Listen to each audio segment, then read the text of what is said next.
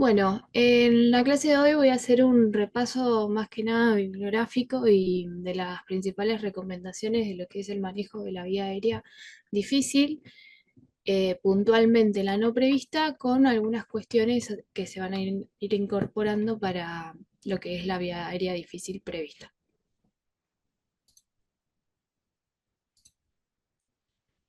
Este es como una mini línea de tiempo en donde, como repaso de evidencia, el hito, digamos, no sé si hito, pero una de los principales, eh, una de los principales estudios que se hizo respecto a la vía aérea es el NAP 4, que es como un proyecto de auditoría nacional de Reino Unido, donde se empezó a ver qué es lo que estaba pasando respecto a la vía aérea, cuáles eran las complicaciones, más que nada, y qué era lo que se estaba haciendo.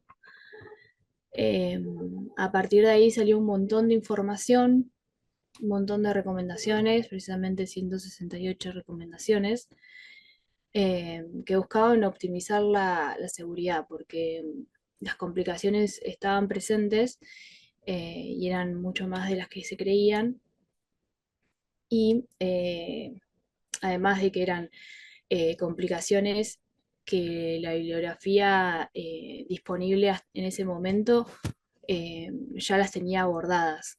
Entonces, lo llamativo era eso, o sea, hay evidencia, hay recomendaciones para cosas que no se están haciendo.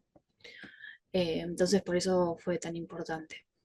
A partir de ahí, eh, la DAS, que es la Sociedad de Vía Aérea Difícil, en 2015 actualizó sus recomendaciones. Específicamente se centró en lo que era no en vía aérea difícil en general, sino puntualmente la intubación difícil no anticipada. Lo que hizo fue agregar, vamos a ver después más detalladamente todo el algoritmo, pero agregó dos puntos importantes que antes no se tenían en cuenta, que era el de téngase y piense, y la verbalización de los planes y de los fracasos. Después, en 2018, como que cada uno de estos puntos que voy nombrando y cada uno de estos estudios van incorporando la evidencia que se va presentando en los anteriores. Por ejemplo, en el 2018 se publica el modelo Vortex, que es después del famoso caso Bromley, que supongo que ya todos deben haber escuchado. Eh, el modelo Vortex lo que va a hacer es hacer una ayuda cognitiva eh, para simplificar la toma de decisiones, porque otros de los que eran los resultados del NAP 4 era eh, la imposibilidad de seguir estructuras o algoritmos muy detallados en un momento de crisis. Después, en el 2022, la ASA actualiza también sus recomendaciones para lo que es el manejo de vía aérea. Y acá lo importante son cómo se incluyen las consideraciones sobre el manejo vigil de la vía aérea dificultosa. Entonces acá se incorpora lo que es el concepto de la anticipación, que es clave porque toda esta línea de manejo de lo que es la vía aérea dificultosa va hacia lograr llegar cada vez menos a lo que es la vía aérea de rescate, que es la quirúrgica. Entonces, para eso hay que empezar a enfocarse en mejorar la evaluación y la anticipación para estos momentos de crisis. También incorpora lo que es la conciencia del paso del tiempo y la limitación del número de intentos, que eso también lo vamos a hablar. Y por último, también voy a hacer un repaso de esta guía de la Sociedad Española que salió el año pasado, que también lo que tiene interesante es que incorpora, no, incorpora a la sociedad española del tratamiento del dolor, la de medicina de urgencias y la de otorrinolaringología y cabeza y cuello. O sea, tiene como un enfoque más multidisciplinario e incorpora bastante de lo que son los factores humanos, los procesos cognitivos y es una guía desarrollada en base a las recomendaciones GRADE y para lo que falta, lo que no tiene suficiente evidencia, utiliza opinión de expertos.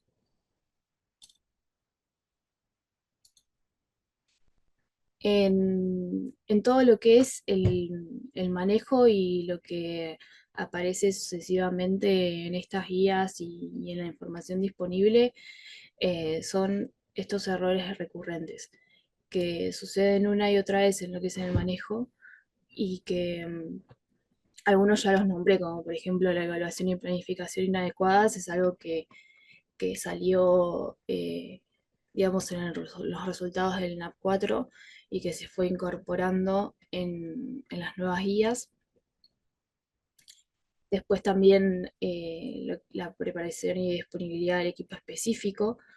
Sobre esto tenemos, incorpora, por ejemplo, el modelo Vortex, la disposición de un carro específico de vía aérea. Después la perseverancia de una estrategia fallida.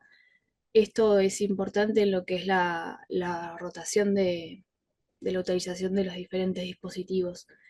Esto también se incorpora y genera para lograr desenfocar el sesgo de fijación. Después, por ejemplo, la omisión del dispositivo extraglótico o supraglótico cuando falla la ventilación y la no progresión oportuna en una vía aérea quirúrgica. Esto también está muy, muy plasmado en el abordaje del modelo Vortex eh, sobre cómo es importante progresar rápidamente cuando los planes anteriores fallan. Otro dato importante es que, o sea, todos estos puntos eh, forman parte de este manejo eficiente que se puede mejorar y que genera las complicaciones más graves.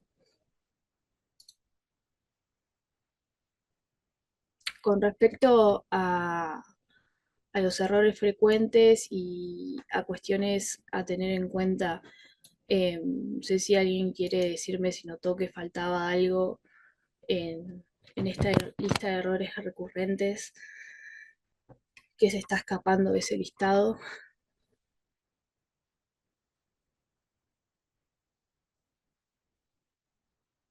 Algo sobre que No, tenemos bien, Barbie. una materia que habla bastante al respecto y que lo nombré también Factores en humanos. tal cual. Eh, los factores humanos. Sí. Eh, Ergonomía. los factores humanos tienen la misma trascendencia que las limitaciones técnicas, entonces es algo a lo cual prestarle mucha atención.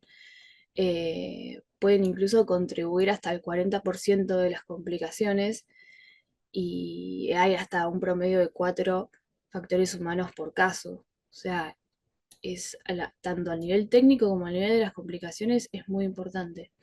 Y también, bueno, esto de respecto a los accidentes que ocurren por error de acción, como omisión de una tarea crítica y a la falta de conciencia de la situación, que, que esto por ahí se estaba teniendo más en cuenta respecto a la verbalización de los planes y a la declaración de las fallas.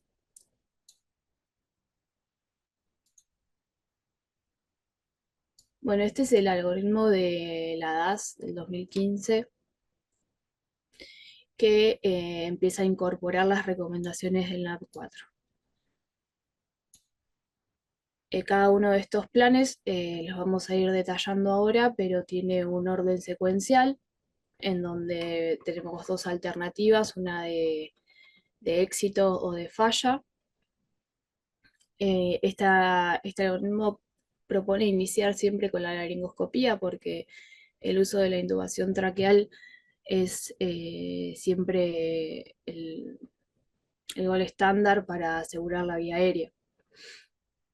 Pero el objetivo siempre del manejo de la vía aérea es la oxigenación alveolar. Entonces, por eso pasamos, cuando fallamos, a diferentes planes que tienen el mismo objetivo. En este se incorpora el momento de detenerse y pensar lo que es el plan B, y es tras el éxito y el estado en una zona segura de la oxigenación alveolar, que el detenerse y pensar es porque en ese momento es donde la toma de decisiones se hace crítica, porque ante el intento final de ventilación con mascarilla, si no es posible y pasamos a una situación de no intubación y no oxigenación, tenemos que pasar al abordaje cervical de emergencia. Acá tenemos como que un momento más, o sea, como un ejemplo más detallado de cada una de las acciones que tenemos que tener en cuenta en cada uno de los pasos. Acá el plan A es el más detallado porque es importante que el primer intento sea el de mayor probabilidad de éxito. Esto ya se estaba empezando a incorporar en esta guía y en las últimas ya está definido como prácticamente necesario, obligatorio, que aseguremos que el primer intento estén dadas todas las condiciones posibles para que sea exitoso. Acá tenemos puntos bueno, que después vamos a volver a repasar porque es evidencia indispensable para el abordaje, como la optimización de la posición, la preoxigenación, el bloqueo neuromuscular. También se empieza a incorporar la limitación de los intentos, porque cada intento fallido implica edematización y trauma en la vía aérea que va a complicar cada uno de los intentos posteriores.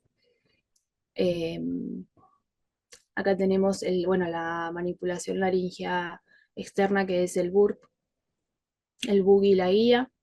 Retirar la presión cricoidea, esto vamos a volver a hablar porque también fue algo que fue cambiando a medida que apareció nueva evidencia disponible. Y después cuando, bueno, la confirmación y el éxito es también, ya tenemos que el gol estándar es sí o sí con la capnografía. Incluso las nuevas guías recomiendan no perder tiempo en lo que es la evaluación clínica, porque lo único que nos asegura que estamos en vía aérea es una curva de capnografía eh, que nada, que tenga cada una de las fases eh, y que no nos haga perder tiempo si no se encuentra presente. Después, en lo que es el plan B y que incorpora los dispositivos supraglóticos, prefiere segunda generación por la posibilidad de atravesar después con la guía, con una guía Edgeman y poder realizar, en caso de que sea necesario y se elija en ese momento, otro intento de intubación endotraqueal.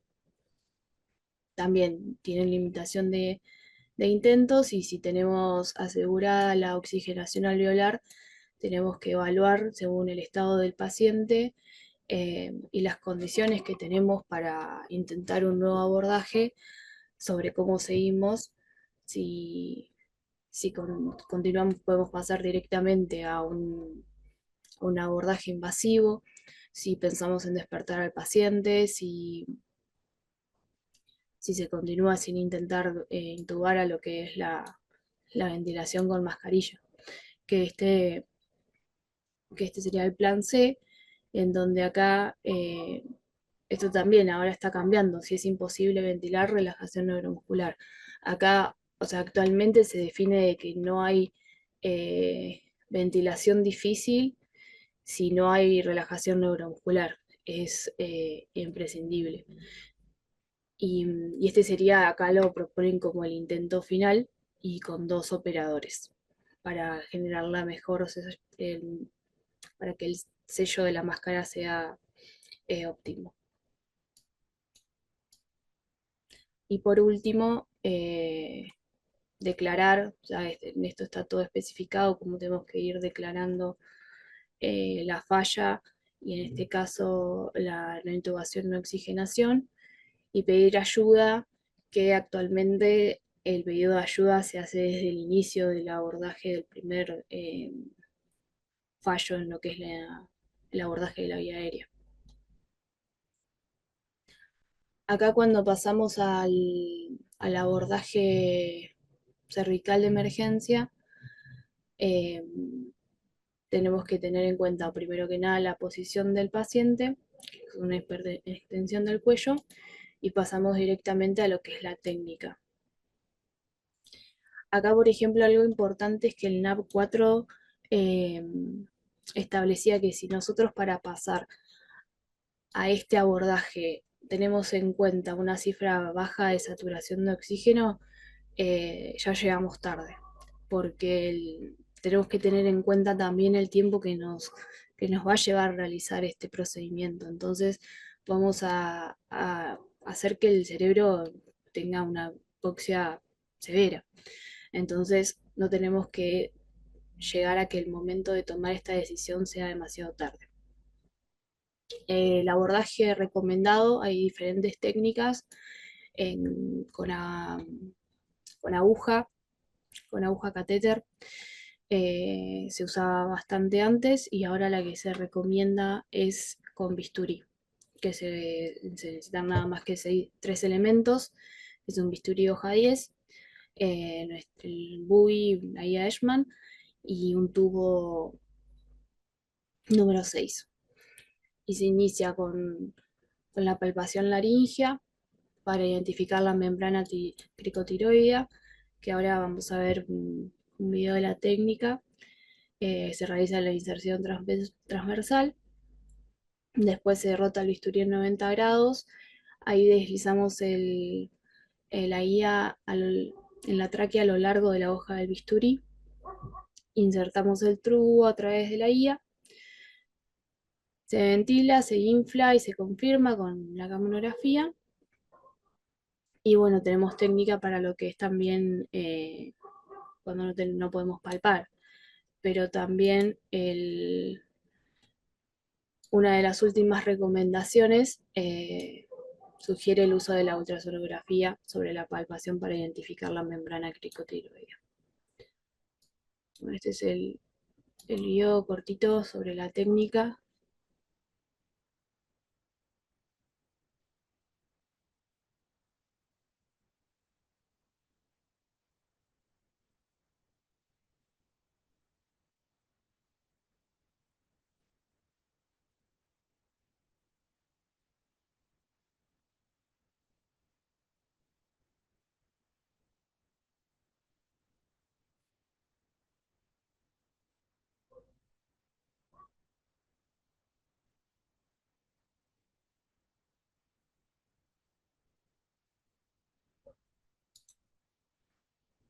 Con respecto a esto es muy importante el entrenamiento en esta técnica porque también se habla bastante sobre de que, bueno, que es difícil llegar a tomar la decisión de pasar a este abordaje, también porque es algo que no es frecuente en nuestra práctica y que el no tener incorporada la técnica también dificulta la toma de decisión de llegar a ese punto.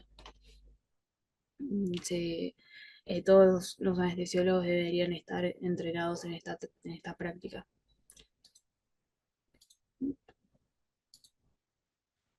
Bien, respecto de todas estas guías, esto me pareció muy importante. Eh, Acá una de las premisas de la DAS dice que es imposible que toda la complejidad de una crisis en la vía aérea se pueda desarrollar a partir de un solo algoritmo o con unas pautas de actuación idénticas. Las acciones recomendadas en ellos son difíciles de implementar en una situación estresante y a la vez emergente de la vía aérea. Entonces acá seguimos incorporando cómo anticiparnos. Por eso es que la ASA en 2022 publica este nuevo algoritmo que lo hemos visto bastante y que incorpora esta primera preevaluación para saber si realmente podemos, si tenemos que tener en cuenta hacer una intubación vigil. Y sobre esto va a profundizar Pepe después. Pero más que nada, que acá lo busqué más traducido para entenderlo mejor, eh, esto sería la parte más importante de este algoritmo.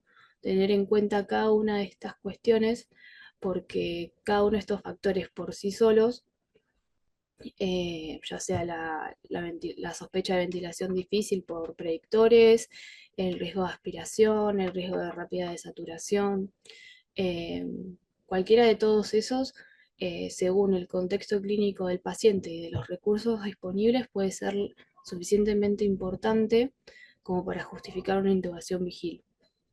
Entonces, esto es importante porque después cuando lo aborda la sociedad española en esta última guía, le hace como un poquito más complejo en el sentido de los diferentes abordajes que tenemos que tener en cuenta en la evaluación, porque si tenemos un predictor alto, moderado o alto, nos va a dar la unión en relación a los otros, eh, más para elegir una intubación vigil o eh, poder hacer la inducción. Entonces, acá está más, digamos, ordenado en lo que implica los test predictores, en lo que es la anatomía, y por el otro lado la anamnesis, que todo esto yo había dado el año pasado una clase de abordaje de la vía aérea y ahí detallaba muy bien cada uno de las evaluaciones. Hay algunas que tienen más evidencia que otras, pero todas van a sumar en lo que es una evaluación integral. Eh, por ahora, de las evaluaciones que más evidencia tienen, eh, creo que Pepe también las iba a nombrar, era la protrusión mandibular, la presencia de retronatia, el, después, bueno, el haber tenido radiación en la zona de cuello y la apnea, el síndrome de apnea-hipopnea del sueño. También, si es necesario, sugiere, por ejemplo, la evaluación de pruebas por imagen en el contexto de intubaciones programadas. Después, uno de estos puntos que estaría bueno que en algún momento alguien, si le interesa, pueda hacer alguna clase al respecto, porque hay cada vez más para profundizar, es respecto al abordaje de la vía aérea fisiológica, a las alteraciones que se pueden dar por la fisiología, porque vamos a tener muchas consideraciones respecto a lo que es eh, la preoxigenación, que cambia bastante, el abordaje del riesgo de aspiración, en donde se está empezando a recomendar lo que es la evaluación ecográfica del contenido gástrico, que es algo que, por ejemplo, podríamos aplicar. Eh, y bueno, y lo que es la inestabilidad hemodinámica, que eso por ahí no, por lo menos en lo que era los abordajes, las guías más viejas, no estaba tan tenido en cuenta, como que se está empezando a incorporar un poco más ahora el hecho de tener en consideración todos esos puntos. Eh, y bueno, y también está lo contextual, que, que era lo que habíamos hablado respecto a los factores humanos, a la disponibilidad de tecnologías, a lo que es la formación, digamos, del equipo, el grado de instrucción y la cantidad de gente disponible para pedir ayuda.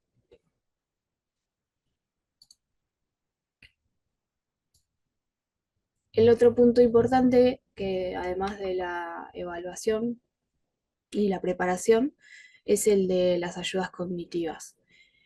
El- Esto era importante porque, como habíamos dicho, que la situación de la vía aérea difícil no prevista es una situación de crisis en donde la capacidad de recordar las listas es más difícil y es más fácil como obsesionarse y cegarse con una técnica. Entonces, como para simplificar, estos algoritmos que vimos hace un ratito, aparece esta propuesta que es como un diagrama en forma de embudo y tiene tres círculos que son tres zonas, una zona externa verde, que ya igual todos lo conocen, así que alguien puede decirme qué significaba la zona verde, a ver si están atentos. El paciente está fuera de peligro. Muy Zona bien, segura. es la zona segura en donde tenemos oxigenación alveolar, así que sí. Después, ay, se me salió. Quise verlos a ustedes y toqué cualquier cosa. Bien, tenemos la zona verde, el centro que es el vórtice, que tenemos la zona interna que es la vía aérea quirúrgica de urgencia y la zona media azul, eh, que es azul más claro, que es el de las tres líneas de vida. Ahí va, listo. Porque son los abordajes no quirúrgicos, que tenemos la ventilación con máscara facial, la intubación endotraqueal y la vía aérea supraglótica. Eh, Tenemos que en cada abordaje considerar, que ahora lo vamos a ver, lo que son como las formas de mejorar cada uno de esos intentos, ya sea con las manipulaciones, los coayudantes, los tamaños, la aspiración o flujo de oxígeno y el tono muscular. El- en el esquema de la derecha está la posible, un ejemplo de posibles secuencias de actuación de cómo se pasa de cada línea, digamos, del vórtice al otro, y que va como descendiendo, siendo el último el nivel de rescate. Después era importante también que al menos un intento tiene que ser efectuado por el clínico con más experiencia disponible.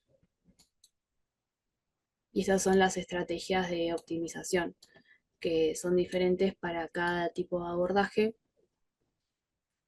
y que lo que tiene de bueno es que todo esto como que complementa y hace como un acceso más fácil para evitar la sobrecarga cognitiva. Eh, Acá igual, por ejemplo, hay uno, ¿cuál era? El estilete, que ya no se usa, ese ahí habría que sacarlo, ya no se recomienda su uso. Eh, pero bueno, también le da suficiente lugar a lo que es la relajación muscular, que es algo que voy a repetir un montón de veces.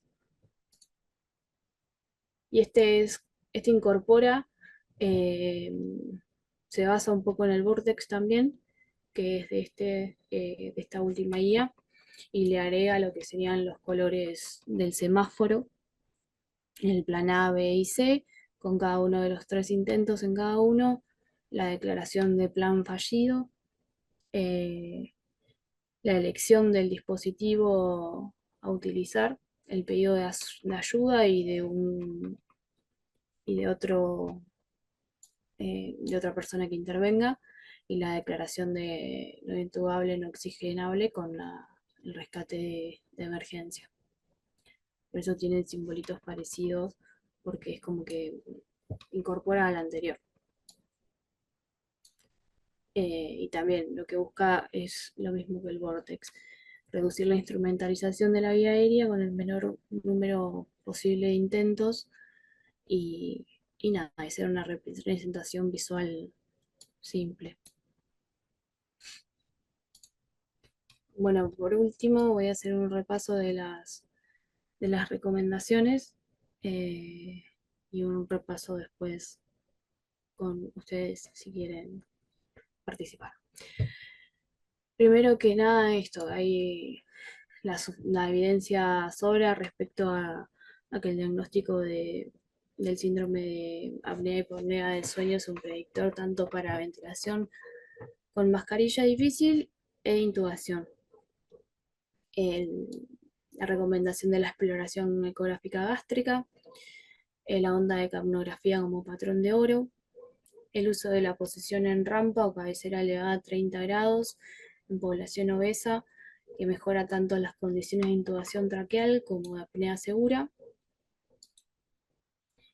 el uso de ventilación no invasiva en relación a la convencional para el.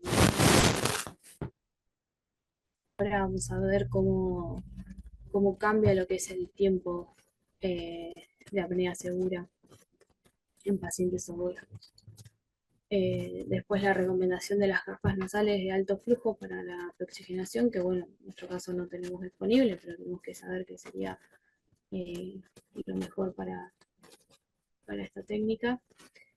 Después nuevamente el bloqueo neuromuscular y el uso rutinario de la videolaringoscopía frente a la laringoscopía directa como uso primario. La evidencia actual es que tendríamos que para todos los pacientes usar biolaringoscopia.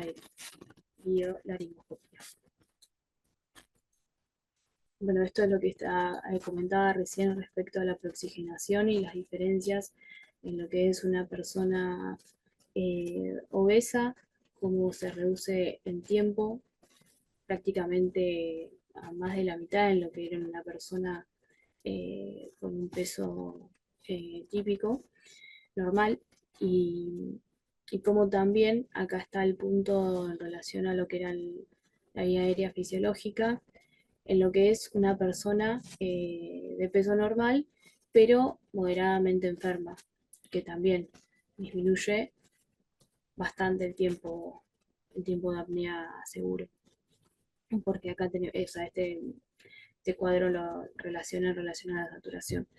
Y pasa lo mismo con los niños. Eh, Tenemos menos tiempo, por lo tanto tenemos que estar mejor preparados. Este es bueno, un cuadro que también ejemplifica, representa lo que es el rol del bloqueo neuromuscular para, para la ventilación.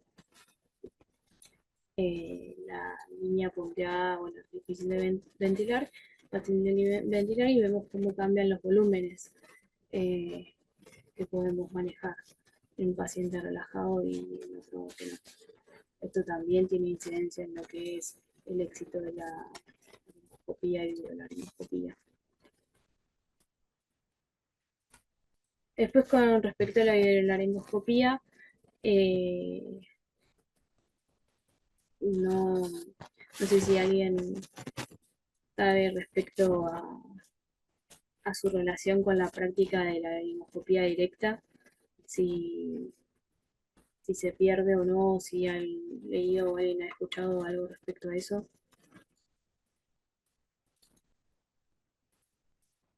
¿Cómo es la pregunta, Barbie?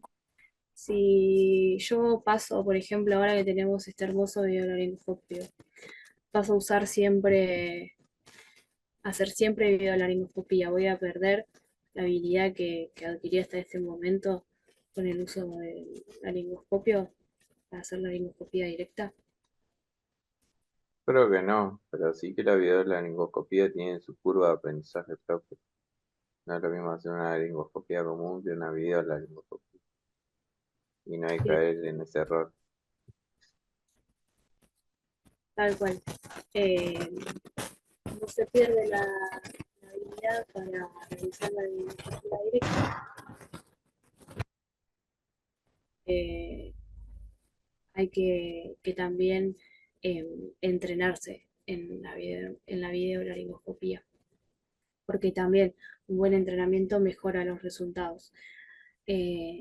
Por ejemplo, algo que a mí me llamó la atención leyendo estas guías es que nosotros por ahí tenemos mucha tranquilidad cuando usamos la guía de Edgeman en una laringoscopía directa, por ejemplo, en un Cormac 3 o 4.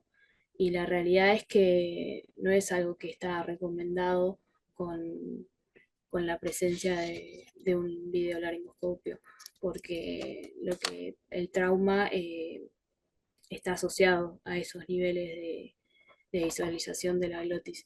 Entonces, hay que tener en cuenta que hay que entrenarse también para la videolaringoscopía.